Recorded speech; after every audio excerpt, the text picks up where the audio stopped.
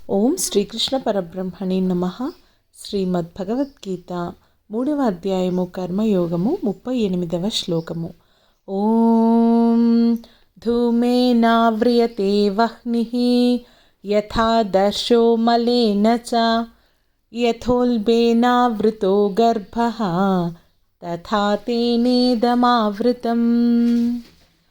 తాత్పర్యము: శ్రీకృష్ణ భగవానులు అర్జునునితో ఈ విధంగా పలుకుతున్నారు.